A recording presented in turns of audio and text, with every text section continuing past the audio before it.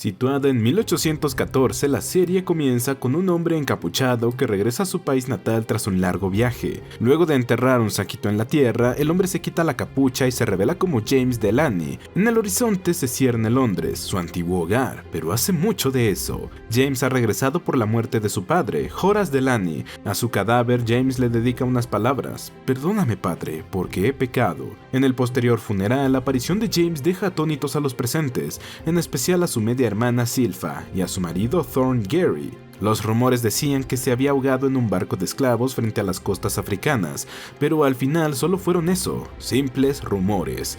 Durante el entierro todos siguen los rezos del sacerdote, a excepción de James, quien recita una oración africana mientras se cubre la cara con un polvo particular. Tras el funeral, el protagonista intercepta a su evasiva hermana y le comenta que su amor por ella nunca ha cambiado, así que si le hace falta dinero, que no dude en pedírselo. A África le trató bastante bien sus bolsillos. Sin embargo, Silfa se niega a seguir escuchándolo. En eso, James conoce al abogado de su familia, Robert Thwaites, quien le cuenta que su padre era el único que creía que él seguía con vida. Su entorno lo tachó de loco debido a su enfermedad, aunque sí que tuvo razón en algo. En otros temas, Thwaites le informa del testamento de su padre, en el que deja bastante claro que su hijo varón es el heredero de sus bienes. Bueno, en términos de bienes no hay demasiado, puesto que Horace solo dejó una pequeña porción de tierra en la costa oeste de América del Norte, mejor conocida como la Franja de Nootka. Su nombre se debe a la isla de los Nootka, una tribu indígena con la que Horace llegó a un acuerdo. Más allá de eso, las tierras carecen de un valor real.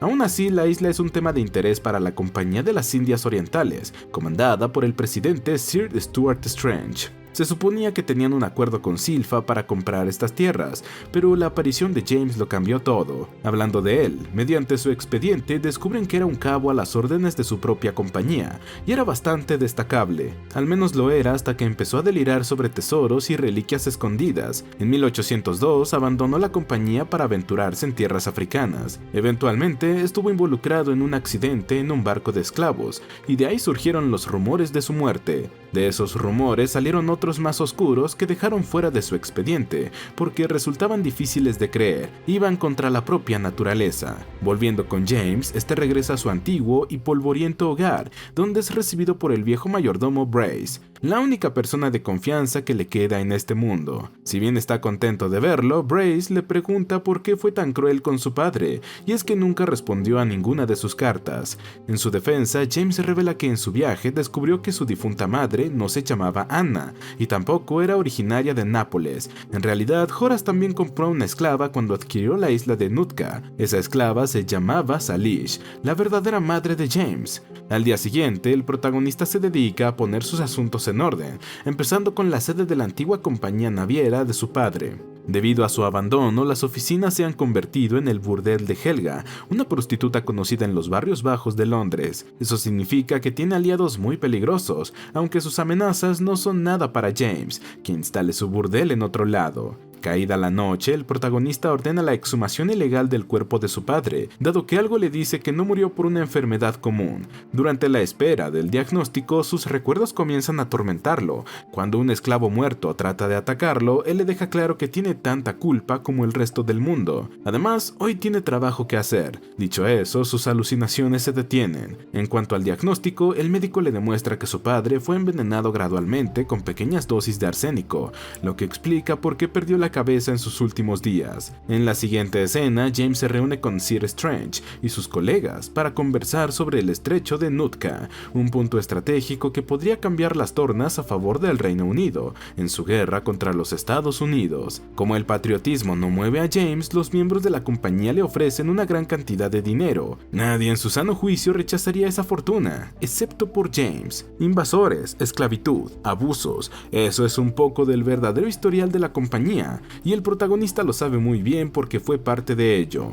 En consecuencia, él se retira de la reunión, declarándole indirectamente la guerra a Sir Strange y a los suyos. Tras eso, James se dirige a las afueras de la ciudad para recuperar su misterioso saquito enterrado. En la privacidad de su hogar, abre el saquito y deja en evidencia su contenido, 14 diamantes provenientes de África. Con 3 de ellos, James se presenta en la subasta de un velero mercante requisado de la flota española. Lleva el nombre de El Feliz Aventurero, y ahora está bajo el nombre de la compañía Delaney Nootka. Entre los asistentes de la subasta se encontraba Benjamin Wilton, el oficial de registros de las Indias Orientales, que enseguida les advierte a sus colegas de las intenciones de James con el velero. A través del comercio marítimo, el protagonista pretende reivindicar su poder sobre el estrecho de Nootka. Sir Strange no cree que eso sea pura casualidad. Según su teoría, James es un peón del gobierno estadounidense, lo que implica que pueden ponerlo a dormir sin mucha burocracia de por medio. James continúa con sus asuntos, contratando los servicios de un viejo conocido, Atticus,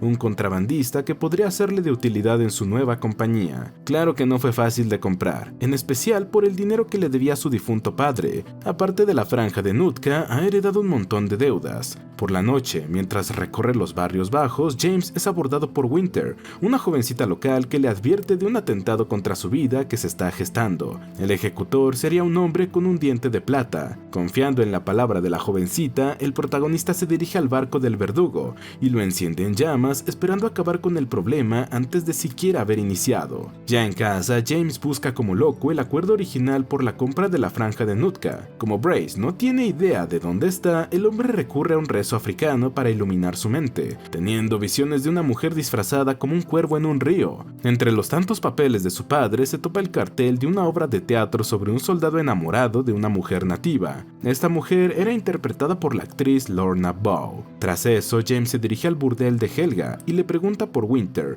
la única chica a la que no vende. Ante el silencio de la mujer, él deduce que Winter se trata de su hija. Sí que hay cierta bondad en Helga, y James apela a eso para pedirle información sobre el hombre del diente de plata. En respuesta, ella menciona que debe preguntar por un tal malayo. Poco después, el protagonista inspecciona su nueva adquisición, el Félix Aventurero, y pronto descubre unos grilletes que revelan que este barco transportaba esclavos. Eso no estaba en la letra chica del contrato. Con los recuerdos de los esclavos martillando su cabeza, el hombre realiza una especie de ritual en su honor, purificando así el barco de espíritus errantes. Hecho eso, James se presenta en el hospital Saint Bartholomew para dialogar con Edgar Dumbarton, un doctor cualquiera a simple vista, pero en realidad se trata de un espía estadounidense. Por tanto, el protagonista le pide una línea directa de comunicación con el presidente de Estados Unidos, argumentando que tiene algo de mucho valor, por lo que los británicos, su propia gente, lo están tratando de matar. Por supuesto, tiene exigencias hacia el gobierno estadounidense a cambio de ese algo. No obstante, el doctor Dumbarton lo termina echando a punta de pistola,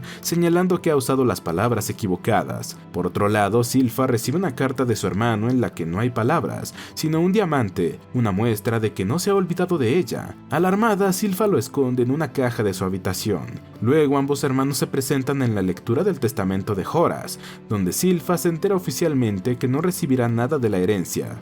Mientras que ella prefiere irse sin más, su marido le advierte a James que esa herencia será su sentencia de muerte. Lo mismo le dicen los oyentes de la lectura, personas a las que Horace les debía mucho dinero en vida. Legalmente, el hijo no hereda las deudas de su padre, pero aún así James se ofrece a pagarle a cada uno la cantidad exigida. Hay una sola persona a la que no puede pagarle con dinero. Esa es la actriz Lorna Bow, o debería decir Lorna Delany, porque es la viuda de Horace.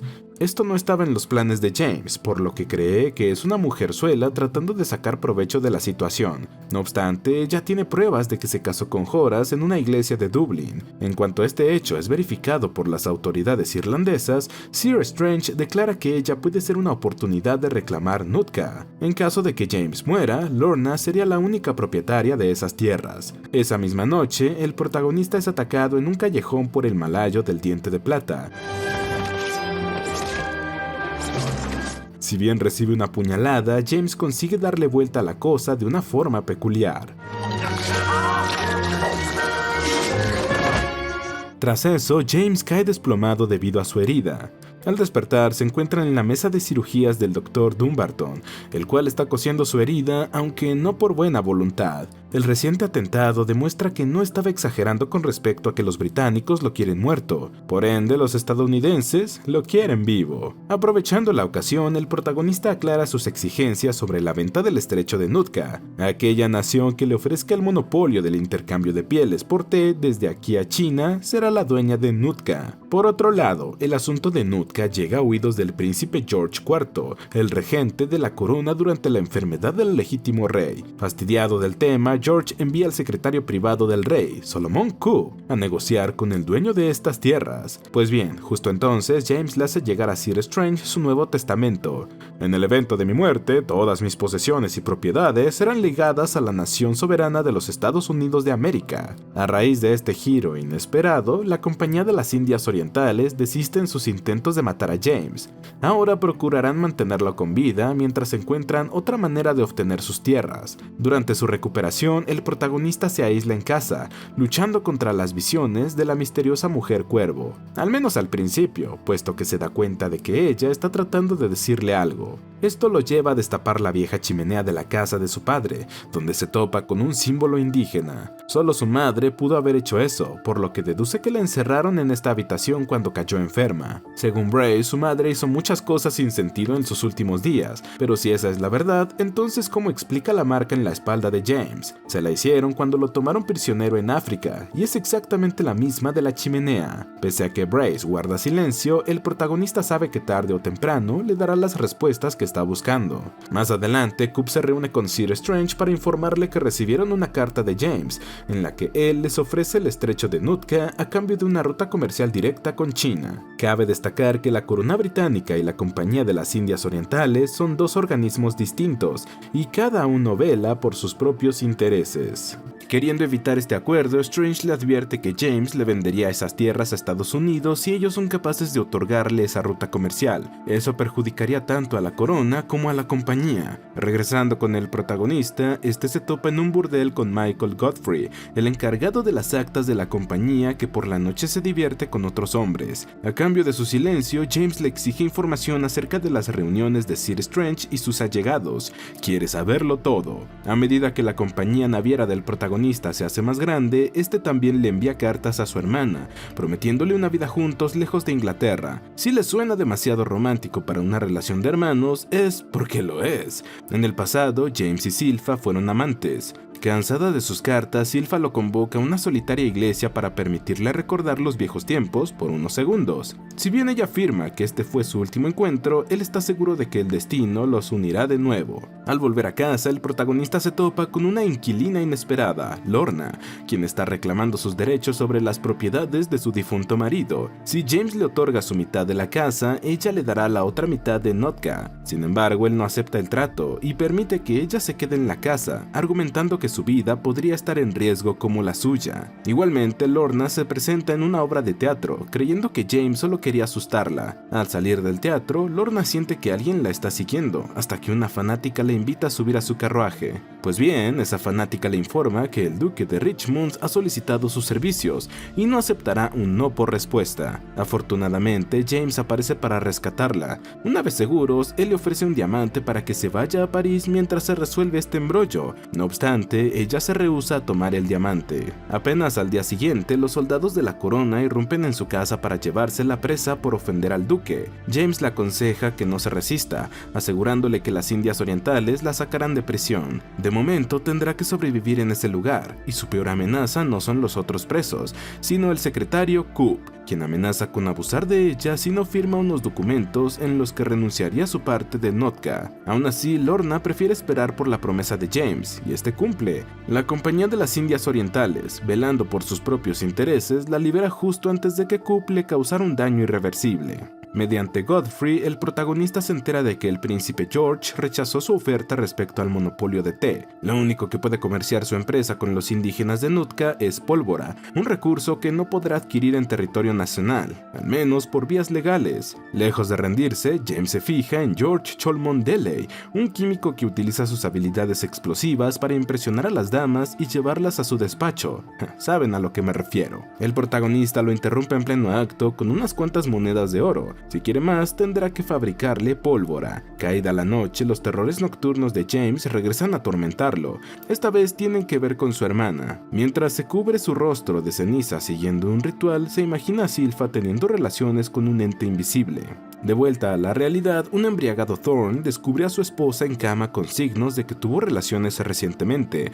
Creyendo que James pasó por ahí, se dispone a terminar lo que él empezó. Al otro día, James lleva a Cholmondeley a una granja a las afueras que le servirá como fábrica clandestina. Si bien el químico sabe cómo aprovechar la basura para sus experimentos, no puede hacer milagros respecto a la pólvora. Necesita de salitre refinado, el cual se consigue únicamente en dos lugares: las cuevas de murciélagos en Birmania, donde sus excrementos son refinados, o los almacenes de la Compañía de Indias Orientales. Hora de planear un atraco. Nada más sale de la granja, James es emboscado por un asesino corpulento que lo noquea en segundos.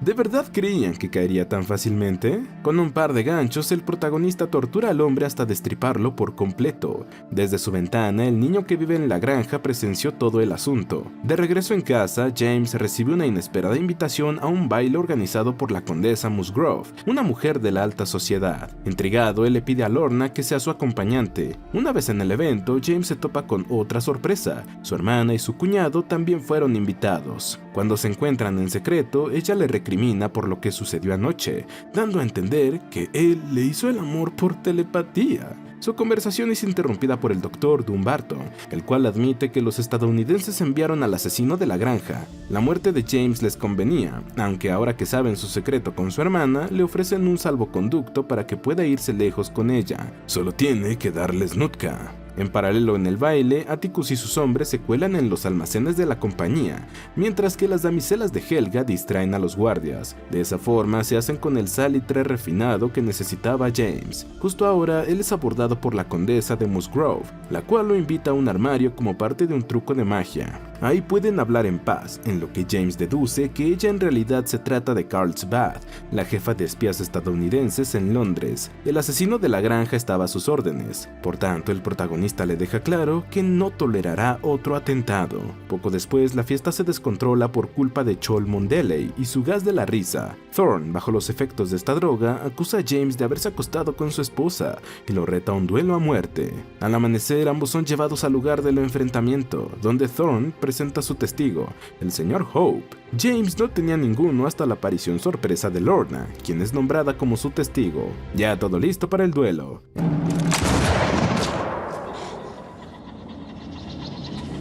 En vez de aprovecharse de este error, James asume que el testigo de su rival no recargó su arma a propósito, lo que implica que es un miembro de la compañía. Enseguida, el señor Hope echa a correr, aunque el protagonista lo fusila de un balazo certero, y así da por terminado el duelo.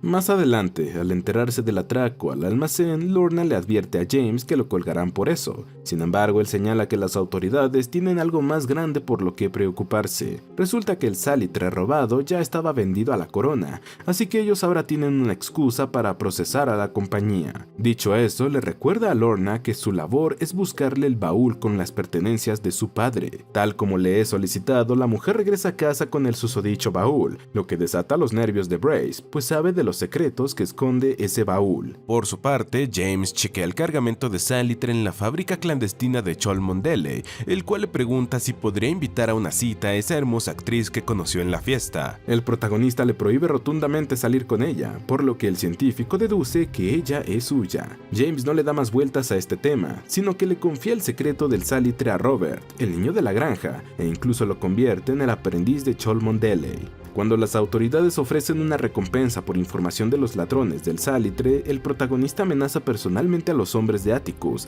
dejándoles claro que aquel que lo traicione no le será de utilidad para zarpar hacia el nuevo mundo, porque no tendrá pulgar.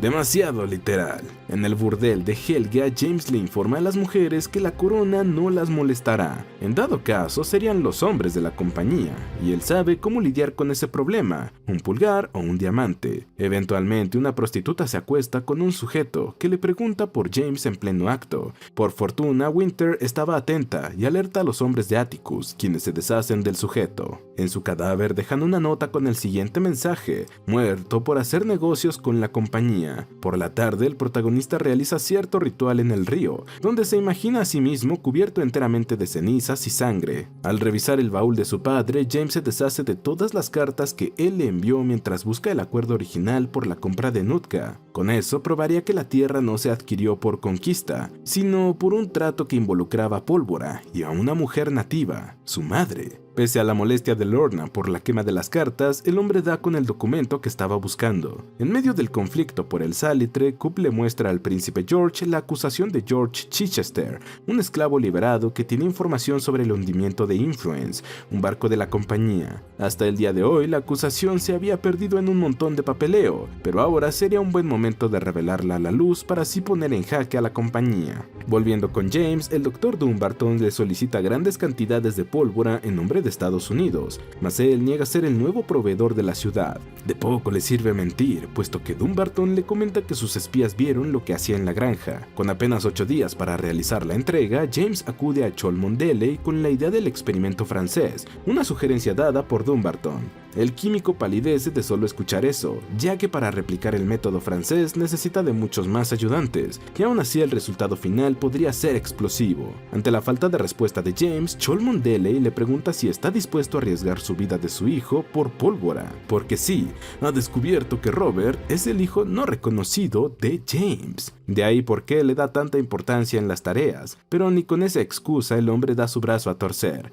Le conseguirá los ayudantes necesarios al químico con tal de producir la cantidad necesaria. Esa noche, Thorne pilla a su esposa tocándose dormida, mientras susurra el nombre de su hermano. Furioso, Thorne la castiga a golpes y le exige que saque a ese demonio de su interior. No suficiente con eso, él convoca a un sacerdote con la intención de exorcizarla. Pues bien, lo único que hace el sacerdote es aprovecharse de su cuerpo, mientras que Thorne piensa que la está liberando del mal. Por otro lado, Coop recibe a George Chichester, el esclavo liberado ahora convertido en abogado de los hijos de África, que afirma que la compañía borró los registros de la verdadera carga del Influence. En realidad trasladaban hasta 280 esclavos, incluyendo niños. Todos murieron en el hundimiento, y Chichester afirma que no fue un simple accidente, sino que fue algo planeado por la compañía.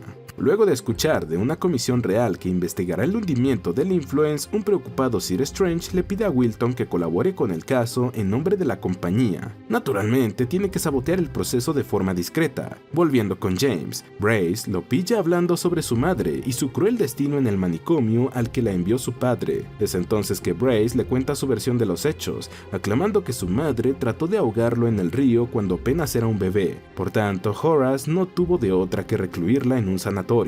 ¿Ahora entienden por qué James siempre alucina con una mujer en el río? Él mismo se dirige al manicomio abandonado y encuentra la habitación de su madre, llena de símbolos extraños en la pared. Luego se adentra en el mismo río, donde por poco se ahoga a sí mismo, o algo más lo estaba haciendo. Por su parte, Chichester se reúne con los representantes de la compañía, Wilton y Edmund Pettifer, a los que les cuenta que el Influence en realidad se llamaba Cornwallis. Su nombre fue cambiado justo antes de zarpar en su viaje fatal, registrado con una carga nula y una tripulación mínima, nada más que artimañas de la compañía para ocultar la verdad. El propio hermano de Sir Strange está involucrado en el negocio de esclavos, siendo dueño de una plantación de azúcar en la isla de Antigua. Cambiando de escenario, Cholmondeley aumenta la producción de pólvora con los ayudantes que le fueron prometidos. Aún así, no deja de ser un proceso peligroso que preocupa enormemente al dueño de la granja, Ibbotson. Una vez los cargamentos están listos, son guardados en ataúdes de presuntas víctimas de cólera. El Dr. Dumbarton incluso propagó esa enfermedad a pequeña escala en la ciudad, con tal de evitar sospechas. Igualmente, los carruajes son detenidos por un grupo de policías que no se terminan de creer su cuento,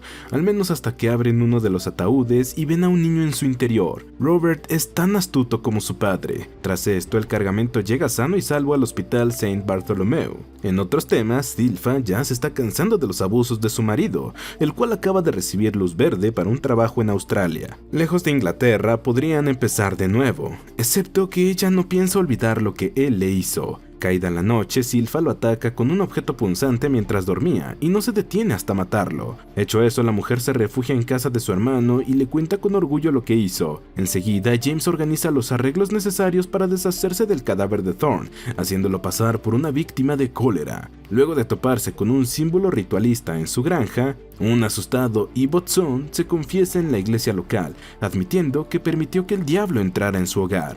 La confesión llega a las manos de Sir Strange y los suyos, los cuales celebran haber encontrado la fábrica clandestina de pólvora. De inmediato, Godfrey le avisa a James de lo sucedido, y este se encarga del asunto como mejor sabe. Los soldados de la compañía buscan como locos la pólvora, aunque los hombres de Atticus ya se la habían llevado en varios botes. Apenas finaliza el funeral de Thorne, James se presenta en los aposentos de Silpha y le exige que se quite la ropa. Me pregunto para qué. En pleno acto, el hombre se descubre ahorcándola, tal como su madre trató de hacerlo en el río. Luego de casi matar a su hermana, él se refugia en su barco, ahora repleto de barriles de pólvora. En el puerto es interceptado por Wilton, el cual le transmite un mensaje de Sir Strange. Esto es una guerra. En consecuencia, el protagonista asesina al hombre que estaba encargado de vigilar el barco en su ausencia. Como cortesía, le arranca el corazón. Con sus planes desmoronándose, el protagonista le pide un barco a Helga, pero ella no tiene cómo conseguírselo. Frustrado, el hombre ahoga sus penas en alcohol, y en cuanto se queda sin él, se lanza a las aguas. Por fortuna, Winter aparece con otra botella justo antes de que cometiera una imprudencia. Al amanecer, él despierta en un charco de lodo, y a su lado yace Winter muerta. Durante el funeral de la jovencita, el protagonista teme que él la haya matado en su borrachera. Por otro lado, debido a la muerte de Eobard Sun, Cholmondeley lleva al pequeño Robert a la casa de James. Si bien él no estaba presente, Lorna lo recibe en su nombre. Cholmondeley esperaba entrar junto al niño, aunque se topa con una puerta cerrada. Tras eso, Lorna visita a James en el funeral, en lo que se muestra segura de que él no cometió tal crimen. Dentro de su severidad, era amable y delicado con Winter. Jamás pudo haberle hecho eso, ni siquiera bajo los efectos del alcohol. En eso, Lorna trata de preguntarle a un amigo de Winter si vio algo anoche, aunque el niño sale corriendo sin dar explicaciones. Por su parte, Helga sospecha de James, dado que sabe que fue la última persona con la que estuvo su hija. Pese a que Atticus le recuerda que no tienen certeza de que él lo hizo, tampoco tienen certeza de que no lo hizo. Esa noche, un embriagado James alucina con el fantasma de Winter pululando por su habitación. Unos golpes a la puerta lo devuelven a la realidad. Se trata de Chichester, quien tiene evidencia de que el protagonista no solo estuvo en el hundimiento de Cornwall, sino que fue uno de los culpables de la tragedia. De ahí surgieron sus recurrentes pesadillas con los esclavos ahogados. Asimismo, Chichester lo acusa de robarle diamantes a un esclavista, los mismos con los que regresó a Londres. Sin embargo, el abogado no está aquí para justiciarlo. Como es el único superviviente de la tripulación del Cornwallis, le pide que redacte una acusación hacia Sir Strange, culpándolo del hundimiento del barco y de las muertes de los esclavos destinados a la plantación de azúcar de su hermano. A cambio, obtendrá un indulto total de la Comisión Real por su complicidad en la tragedia. Pues bien, James responde que tiene una solución alterna. Al día siguiente, en cuanto sale a la calle, por poco se lleva un tiro a la cabeza, cortesía de una vengativa Helga. Luego, en su oficina, recibe la inesperada visita de Silpha, la cual insiste en que tenía razón sobre ellos, siempre fueron la misma persona. No obstante, él ha cambiado de parecer y solo la quiere lo más lejos posible de sus negocios. Incluso le ofrece un diamante para lidiar con su viudez, lo que le rompe el corazón. De vuelta en casa, el protagonista descubre que Brace no ha salido de su habitación en todo el día. No es por cansancio ni tampoco por una enfermedad, es la culpa. Las sospechas de James se confirman cuando el propio Brace confiesa que envenenó a su padre con pequeñas dosis de arsénico cada tanto. Según él, era una manera bondadosa de ponerle fin al tormento que estaba pasando por poseer la isla de Nootka. La maldición ha pasado a su hijo. En la siguiente escena, Helga les cuenta a los altos miembros de la compañía acerca de la operación de pólvora de James. Mientras que Sir Strange celebra, Helga y su compañera son tomadas como prisioneras por su propia seguridad. Son evidencia andante. Strange le informa de esto a Coop junto a una nueva propuesta respecto a Nootka. Está dispuesto a ceder la isla a la corona con tal de dirigir el monopolio del té. Satisfecho con el trato, Coop da luz verde al arresto de James. Godfrey se dirige de inmediato a alertar al protagonista, interrumpiendo un ritual que estaba haciendo en el río. Él ya se esperaba ese movimiento de parte de Helga, así que tiene un plan para la ocasión. Esto involucra directamente a Godfrey, ya que tendría que testificar en contra de la compañía. Si bien Chichester se presta a la tarea, Godfrey todavía tiene dudas, por lo que James le asegura que al final del día, él zarpará con sus hombres más leales al Nuevo Mundo, un lugar donde cada quien puede vivir como quiera. Es decir, Godfrey podrá vivir su sexualidad sin miedo al que dirán. Dicho eso, el protagonista espera pacientemente a que los soldados se lo lleven. En paralelo, Lorna se topa con el niño de antes, al que logra convencer de contarle la verdad. James no mató a Winter, fue la compañía. Por desgracia, ella no tiene forma de hacérselo saber a James. Justo ahora, Coop amenaza con torturarlo si no le da los nombres de sus colaboradores, en especial de los espías estadounidenses escondidos en Londres. Sabiendo del peligro, Chol Mondele abandona su laboratorio y Carlsbad quema su correspondencia con James. El susodicho accede a revelarles esta información, pero solo si le otorgan una reunión privada con Sir Strange. Coop se ríe de sus condiciones, indicándole al verdugo que le saquen las respuestas de otra manera. Aún en agonía, el hombre continúa insistiendo en hablar con Sir Strange. Por otro lado, Godfrey abandona la ciudad con ayuda de un aliado de Chichester, dado que su testimonio será de vital importancia. Retomando la tortura, el protagonista es obligado a tomar una sustancia alucinógena que lo lleva a revivir el infierno africano. Pero ni eso es suficiente para quebrarlo, una situación que comienza a frustrar al príncipe George, quien finalmente permite la reunión entre James y Sir Strange. Ante el presidente de la compañía, el protagonista le cuenta que tras el hundimiento del Cornwall fue salvado por un africano que lo curó y posteriormente lo ayudó a descubrir su verdadero ser. Las cosas que hizo en África no se comparan a las jugarretas de la compañía. Fue testigo y ejecutor de una maldad inconmensurable, así que no conviene amenazarlo. Consciente de que Godfrey es el traidor, Sir Strange deduce que James quiere ofrecerle un trato, su liberación a cambio de su silencio, junto a otras condiciones.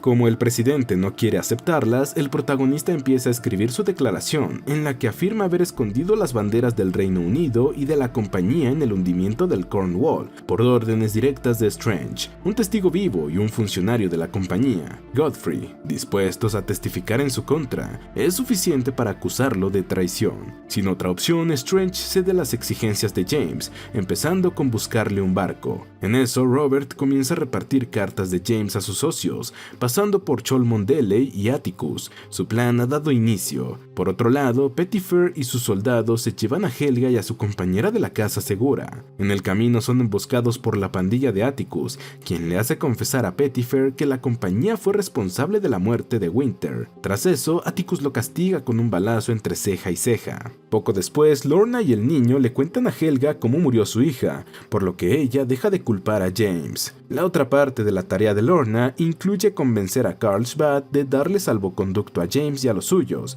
De lo contrario, le enviarán una carta a Corona revelando su fachada como espía. Volviendo con el protagonista, este se presenta a dar declaración respecto a sus cómplices, aunque lo único que hace es recitar cánticos africanos. Furioso, Coop le recuerda que había prometido colaborar, a lo que él responde que fue una pequeña mentira. En su lugar, el hombre afirma que todos los cargos por traición presentados por la Compañía de las Indias Orientales serán retirados antes del mediodía. Los testigos desaparecerán, los testimonios arderán, las demandas serán satisfechas y el orgullo será tragado. Y cuando la mañana sea tarde, entonces será un hombre libre. A medida que habla, vemos que Wilton, en representación de Sir Strange, aparta un barco para James. Tal como había previsto, el protagonista es liberado y en su regreso a casa se topa con una carta de Silfa, la cual expresa haber encontrado su verdadero ser fuera de su cárcel corpórea. En otras palabras, se ha autoeliminado.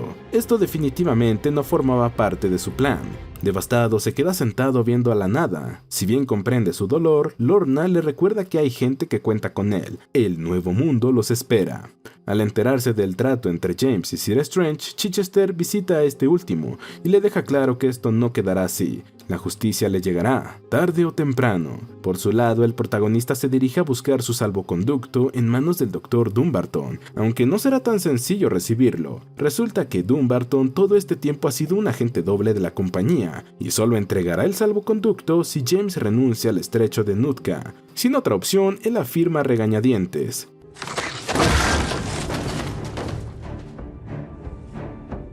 Vaya forma tan peculiar de firmar. No muy lejos, Wilton le entrega la bandera de la compañía a un hombre de Atticus, quien le envía saludos de parte de Strange. Cansado de que James siempre se burle de la corona, el príncipe George ordena su ejecución junto a sus aliados, sin importar que su muerte favorezca a Estados Unidos. Los soldados irrumpen en el puerto, donde son recibidos por una trampa explosiva de Cholmondeley, seguido del pelotón de fusilamiento de James, Atticus y compañía. Claro, eso apenas fue la primera oleada de soldados. Pronto llegan los refuerzos, desatando una batalla campal a escasos metros del barco de James. Cholmondeley resulta herido en la confrontación, así que James y Atticus lo llevan al barco. En el camino son sorprendidos por soldados, obligándolos a cubrirse hasta que lanzan una bomba de humo. Protegidos por este elemento, el grupo por fin zarpa del puerto. Ignorando los acontecimientos de la batalla, Sir Strange llega a su despacho en buen humor, creyendo que se ha salido con la suya. Ah, esperen, ¿y esa carta?